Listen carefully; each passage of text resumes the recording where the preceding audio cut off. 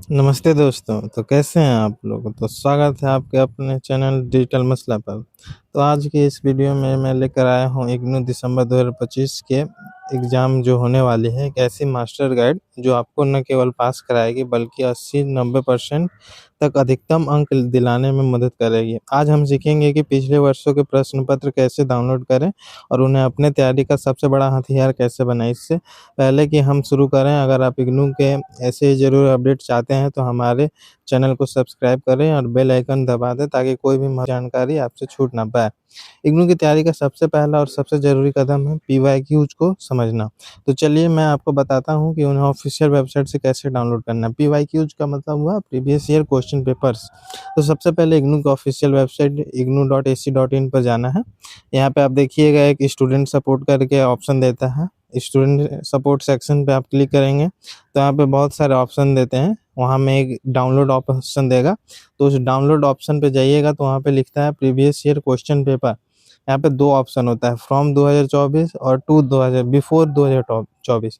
तो दोनों में से आप देख लीजिएगा, 2024 के बिफोर वाला पे क्लिक कीजिएगा तो प्रीवियस ईयर 2024 के पहले वाला मिल जाएगा आपको। फिर इस पेज पे आप जो भी सेक्शन है खुलने के बाद आप अपना देख लीजिएगा किस सेशन का पीवाईक्यू आपको डाउनलोड करना है। फिर उसका आपको कोड डालना होगा सब्जेक्ट वाइज, जैसे कि कोई भी डाल सकते हैं आप, बीएजी बीपीएससी करके जो भी है, बी बीपीएससी 101 हो गया, मतलब जो भी कोड का आपका एग्जाम होने वाला है आप एक बार पीवाईक्यू डाउनलोड कर लीजिए, क्वेश्चन देख लीजिएगा, उसके हिसाब से आपको ये पता चल जाएगा कि एग्जाम में क्या पूछ सकता है, किस सेक्शन में पूछता है।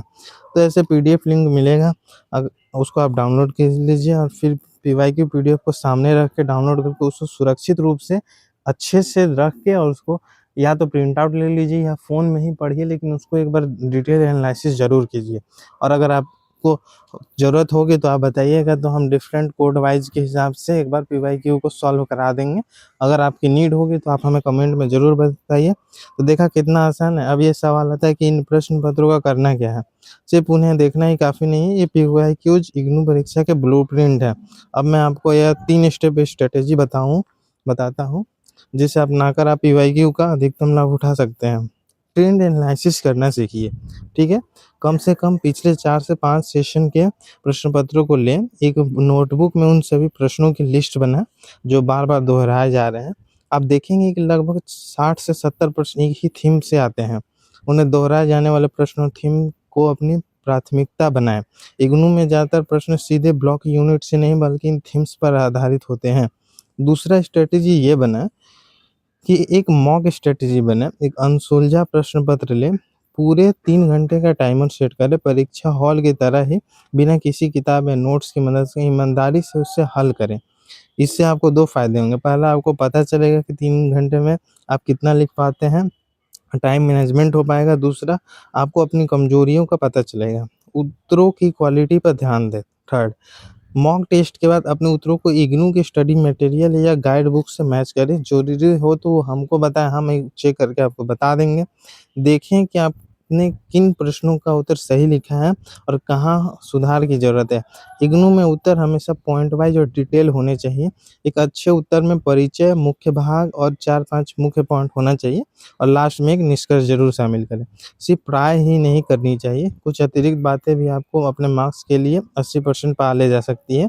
असाइनमेंट को गंभीरता से लें और हमको उम्मीद है कि आप सभी ने अपना असाइनमेंट सबमिट कर दिया होगा, क्योंकि आपके फाइनल रिजल्ट में असाइनमेंट के मार्क्स का 30% वेटेज है।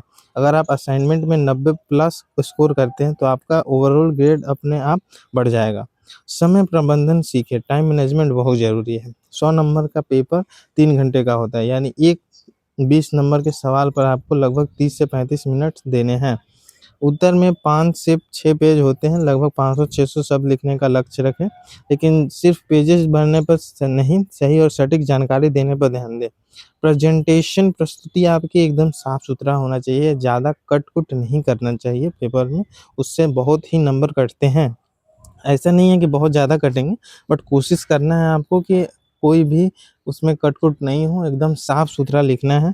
उत्तर में जहाँ ज़रूरी हो फ्लो चार्ट या डायग्राम का इस्तेमाल ज़रूर करें, उससे उत्तर एकदम अच्छा दिखता है, जिससे सामने वाला चेक करने वाला प्रभावित होता है।